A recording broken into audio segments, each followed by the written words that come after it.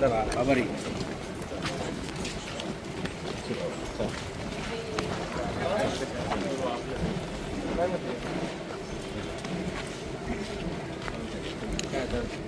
वराडे साहेब नमस्कार.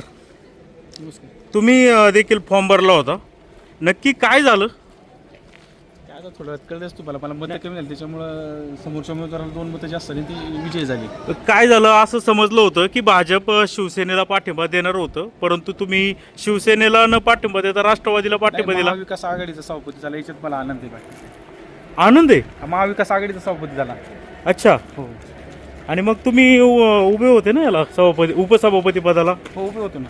मग कसं, म्हणजे तुम्ही स्वतःहून होते का कोणी वरिष्ठांनी सांगितलं होतं उभं राहायला?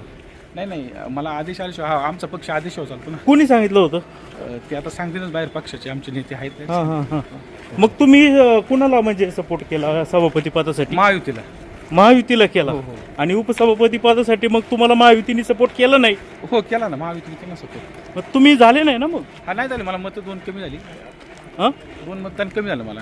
बरं, म्हणजे तुमची मतं घेतली पण तुम्हाला ती रिटर्न मतं दिली नाही, नक्की झालं काय मग असं राजकारण? नाही, आता महायुतीचा सभापती झाला एवढं म्हणायचं मला. नाही, सभापती झाला परंतु उपसभापती साठी तुम्ही फॉर्म भरला होता, त्यांनी तुम्हाला मतं दिली नाही, नक्की झालं काय? काय आता शूटिंग इलेक्शन प्रक्रिया आहे. महायुतीचा सभापती झाला, याच्यात मला आनंद आहे.